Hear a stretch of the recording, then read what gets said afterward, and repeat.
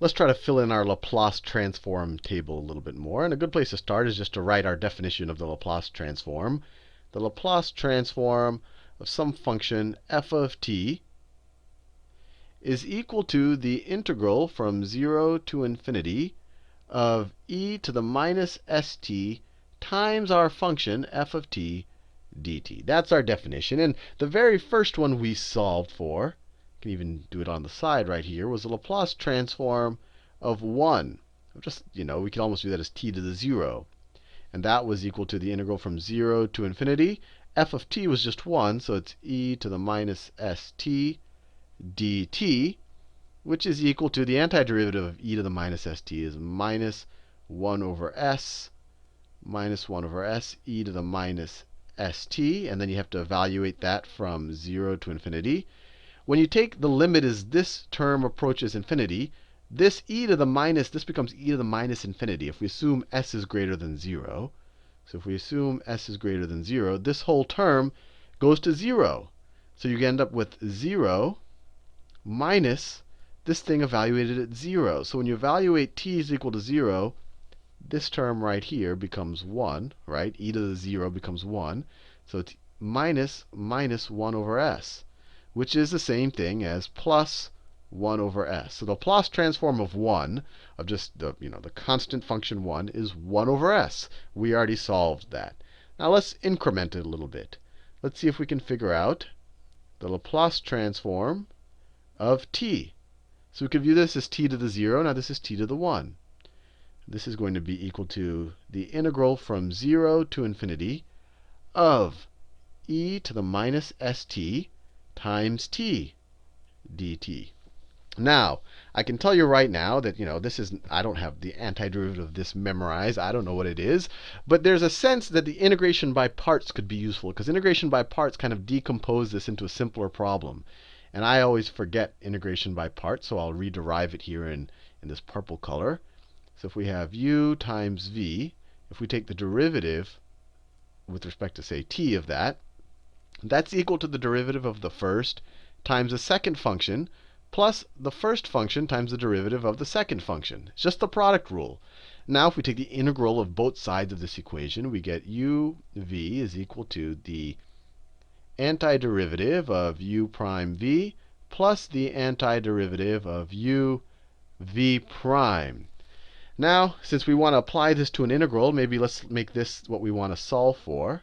So we can get the integral of u v prime is equal to, we can just subtract this from that side of the equation. So it's equal, I'm just swapping the sides. So I'm just solving for this. And to solve for this, I just subtract this from that. So it's equal to u v minus the integral of u prime v. So there you go. Even though I have trouble memorizing this formula, it's not too hard to rederive as long as you remember the product rule right there. So if we're going to do integration by parts, it's good to define our v prime to be something it's easy to take the antiderivative of, because we're going to have to figure out v later on. And it's good to take u to be something that's easy to take the derivative of. So let's make t is equal to our u, and let's make e to the minus st as being our v prime. If that's the case, then what is v? Well, v is just the antiderivative of that. In fact, we've done it before. It's minus 1 over s e to the minus st. That's v. And then if we want to figure out u prime, because we're going to have to figure out that later anyway, u prime is just the derivative of t. That's just equal to 1. So let's apply this. Let's see. So the Laplace transform of t. The Laplace transform of t is equal to uv. U is t. V is this right here. It's times minus 1 over s e to the minus st. E to the minus st. That's the uv term right there. And this is a definite integral, right? So we're going to evaluate this term right here from 0 to infinity. And then it's minus the integral from 0 to infinity of u prime, which is just 1, times v. v, we just figured out here, is minus, let me write it in the v in v's color, times minus 1 over s. This is my v right here. Minus 1 over s e to the minus st dt. All of that is dt. And this, let me see if I can, so let's see if we can simplify this. So this is equal to, minus t over s e to the minus st, evaluated from 0 to infinity. And then see, we can take this, well, this is just 1. We can, this 1 times anything is 1. We can just not write that. And then bring the minus 1 over s out. So if we bring the minus 1 over s out, this becomes plus 1 over s times the integral from 0 to infinity of e to the minus st dt.